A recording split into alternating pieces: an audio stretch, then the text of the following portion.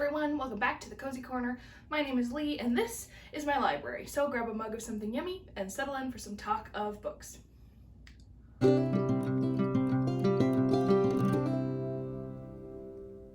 Today I am standing. I haven't done this since Book March Madness. Normally this is where my recliner sits, but I have to be up and moving for this because we are doing the Life in Books tag.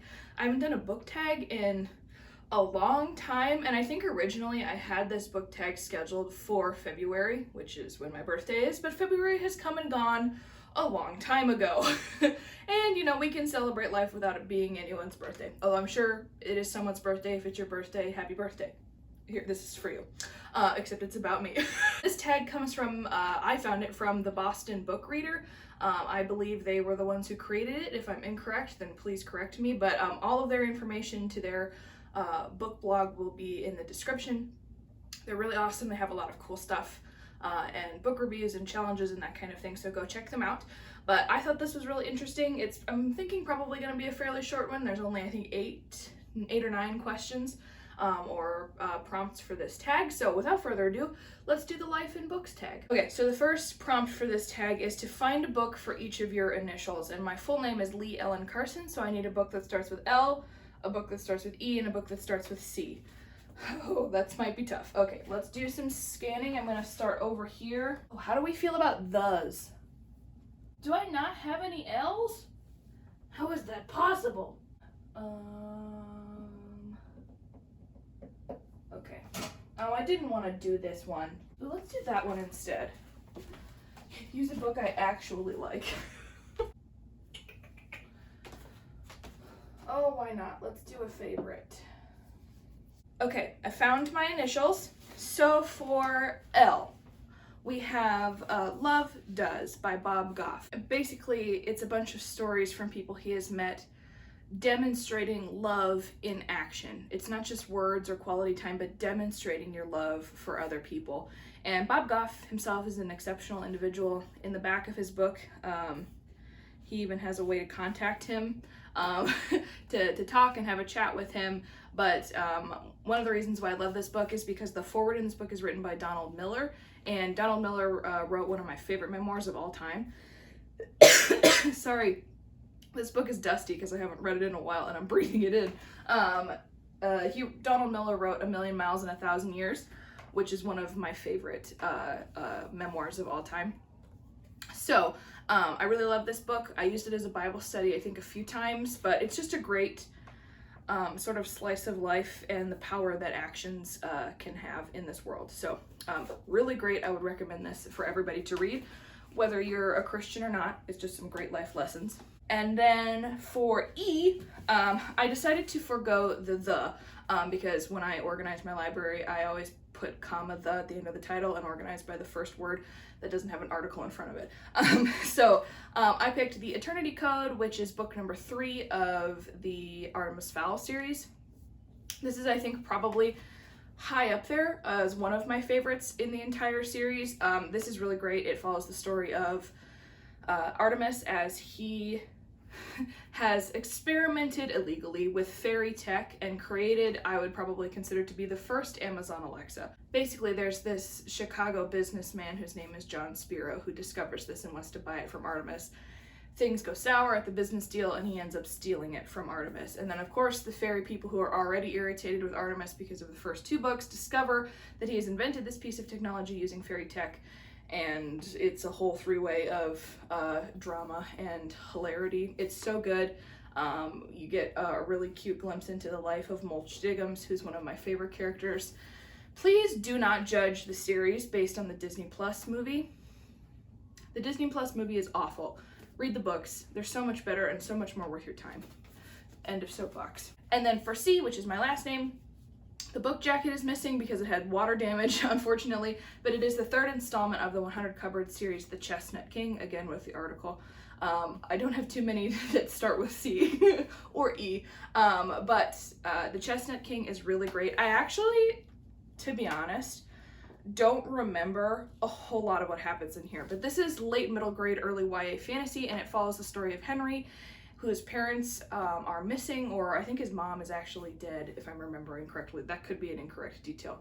It's been a while since I've read these, but basically he goes to spend a summer with his uncle and his cousins, and discovers in their attic that there is a wall with almost 100, I think actually 100 cupboards in the wall, and they were plastered over.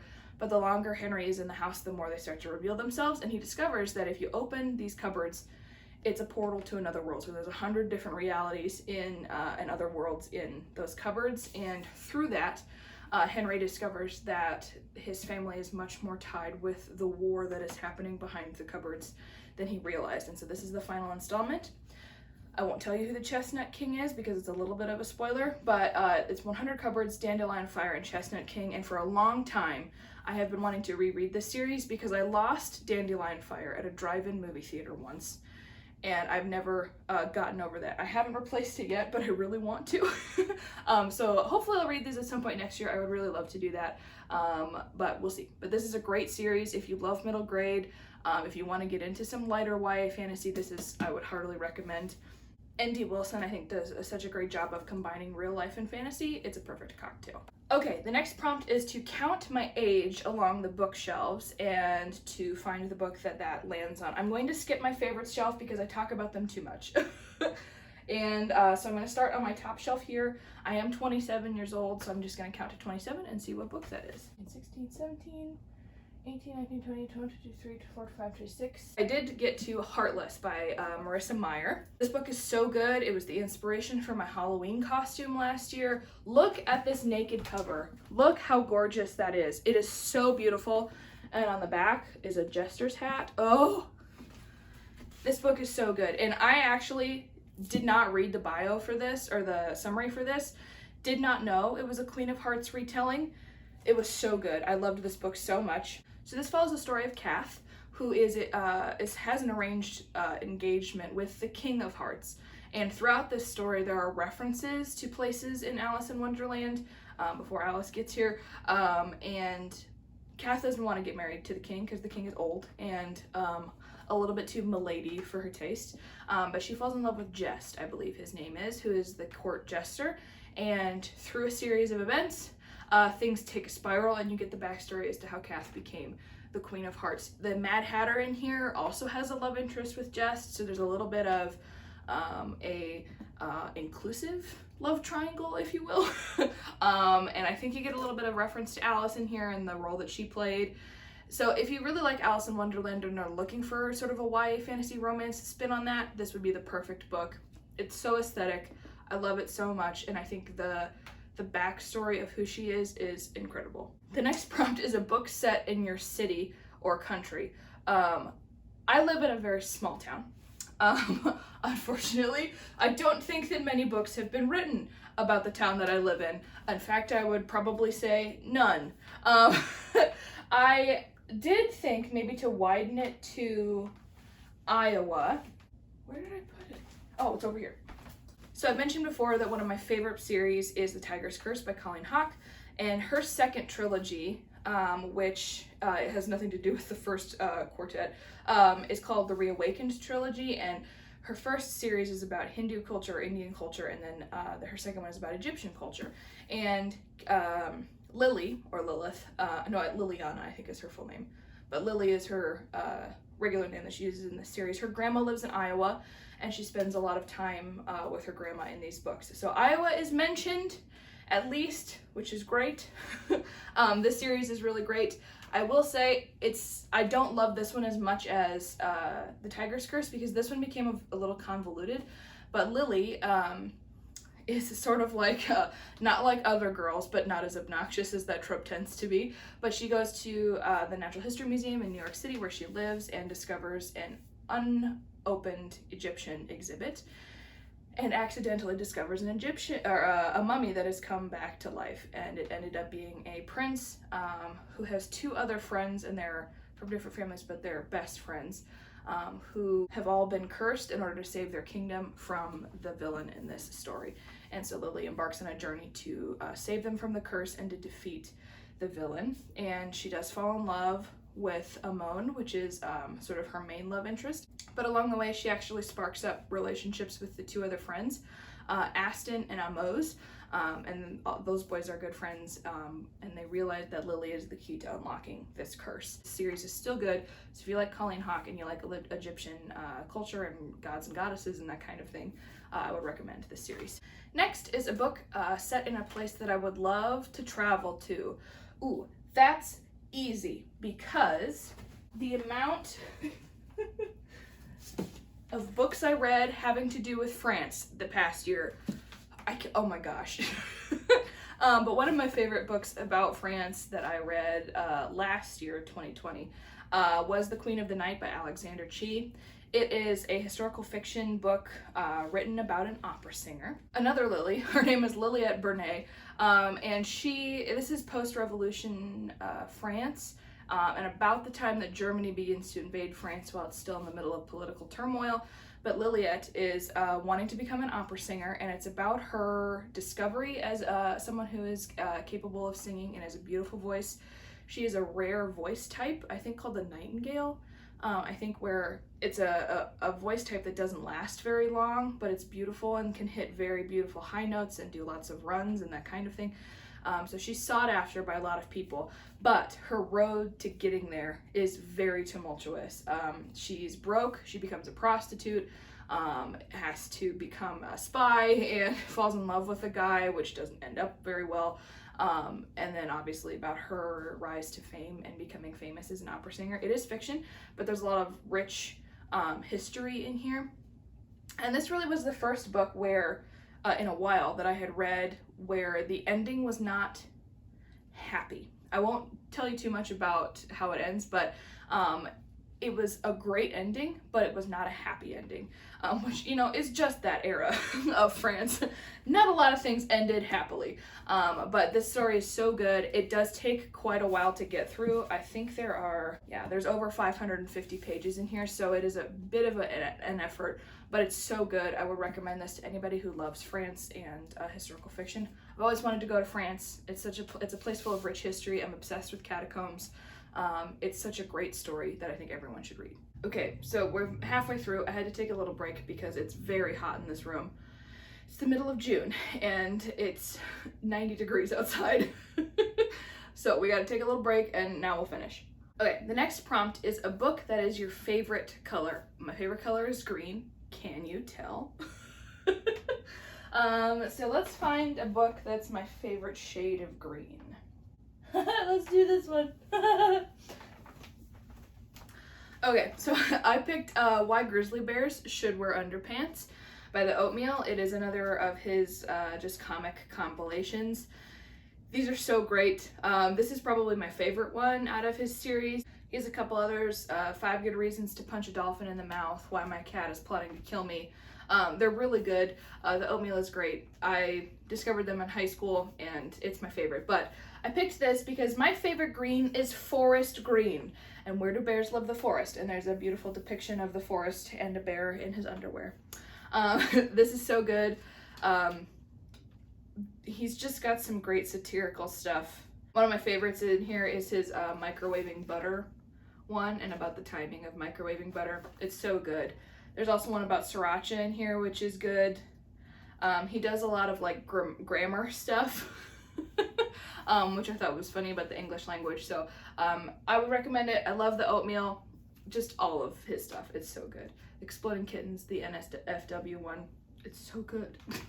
Next is, which book do you have the fondest memories of? That's hard, because a lot of the books I keep, it's because I have a sentimental attachment to them. I might have to go to the bottom shelf, you know. The bottom shelf is where I keep a lot of my nostalgic kids books. I think I might have to head down there. Let's go see what we've got down there. Yeah, why not? Let's do that one. Okay. Oh, except one of my favorite books that I read as a kid actually came from my dad, and it is Mr. Pudgeons by Ruth Christopher Carlson. For my birthday, my dad very kindly got me a newer edition, because this is his from when he was a little baby. Not a little baby, but a kid. But this is like if a blue-collar Santa got mixed with Mary Poppins. That would be what I would describe this as. Basically, they're these kids who need babysitting for John, Pete, and Janie. They're so cute. They need babysitting. And so their parents find this man, whose name is Mr. Pudgeons. And Mr. Pudgeons comes over to babysit, and obviously the kids are like, it's an older guy who looks really boring. And like he might be a little bit of a dictator as a babysitter. But all of a sudden, all of these weird and wonderful and fantastic things start to happen. It is a kid's book, but it's so good. If you like Mrs. Pigglewiggle, this is also in the same vein, but Mr. Pudgeons just has such iconic things. There's a dodo bird, there's a flying bathtub, obviously. There's a moment where every faucet in the house starts spilling out soda pop. There's mirror children, there's floating Christmas ornaments. There's so much stuff that happens in these books, and I read this book maybe like 15, 16 times. I haven't read it as an adult, but I'm looking forward to giving my dad back his copy and having my own to share with any future kids that I may have at some point, because this is such an iconic children's story. So pick it up. Ruth Christopher Carlson did some great work with this one. Next is a hard one.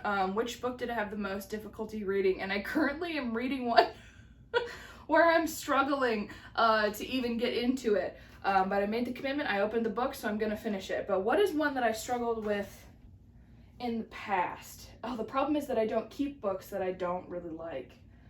Maybe on my TBR this year? Or any down here? I mean, there's always a college academic book in there that is occasionally a slog, but I won't bore you with those. Paradise Lost was one. Oh, well, why not? Let's just do this one that I didn't want to do earlier. Because I really don't, I don't keep books that was hard to get through. But the one that I haven't given away yet, because I read it this year and will be in a best worst video at the end of the year, is Last Memoria by Rachel Shaw. This has to do, I don't even remember the character names, but it has to do with this girl who is a Memori, who is someone who steals memories from people for the use of the king so he can keep tabs on his citizens. I don't know why I'm holding my coffee. I'm gonna get so angry, I'm gonna spill this everywhere. The thing that bothered me the most about this is the fact that they sort of had a little bit of queer baiting in here. Not a little bit, a lot. It's not good. I don't like it. It's full of mistakes. I wrote everywhere in the margins. So that's my own critique of the book, not the author themselves. But this was a struggle to get through. We'll see if the one I'm currently reading ends up actually being a struggle or whether I'm just being a wuss and just need to get it done. And the last prompt is, what book on your TBR is going to give you the most satisfaction when you finish it? That's a good question. I'm not entirely sure about my current reads for the month TBR. I think they're all great reads, but a few of them I have read before, like Little Women and Pride and Prejudice, some of the newer ones. But on my actual personal TBR, I'm going to go through because I think I might have a few in there that have been on there for a long time. So let me do some quick digging. There's a few in there, like Night Circus has been in there for a while, Echo North has been in there for a while, I've got a Karen McManus one in there that I really want to read, but I think the one that's going to give me the most satisfaction is Going Postal by Terry Pratchett. I read The Carpet People by Terry Pratchett. That's really the only Pratchett book I've ever read, and I'm really excited to read more of his stuff because it's just my kind of book. It's the kind of thing that I would have loved as a kid, and so I'm excited to read this one. The main character in here, his name is Moist. I don't have an issue with the word moist. My least favorite word is folds. I hate that word. It's so gross. But the main character, his name is Moist, and basically he gets conscripted by Lord Vetinari, I think his name is, who is the supreme ruler of Ankh-Morpork, which is just a great name for any kingdom, to become the postmaster. And the postal system has basically been non-existent. People will send letters, but there's just places that are stuffed full of mail that has never been delivered, and so he's charged with basically reinstituting the postal service. I think he falls in love. There's a girl in here, and I think there's an element of the mail is talking to him. I'm excited to read Going Postal. It sounds good. I just love the sharp-edged humor that Terry Pratchett has. It's what makes him incredible. So that is the Life in Books tag. I hope you enjoyed learning a little bit more about me and what my book taste says about myself. I surprised myself with a few picks. I wasn't necessarily anticipating picking them, but I have a lot of odd stuff in here as well that doesn't really get a whole lot of attention, so I'm glad I got to highlight a few of those. If you're interested in doing this tag, go ahead and participate. It's great. Again, I will attach or include all of Boston Book Readers information in the description. Go check them out. They're amazing. If you want to do this tag, tag me in it so I can see your responses to the questions in here. But for now, I think that's it. So if you enjoyed this video and you like this kind of book tag video, go ahead and give this video a like and subscribe to my channel. It really does help me out, and let me know what you guys want to see. As always, a huge thank you to the friends and family who have readily supported me along this journey. It truly means the world to me, and I can't wait to see what's on the next page. Cheers.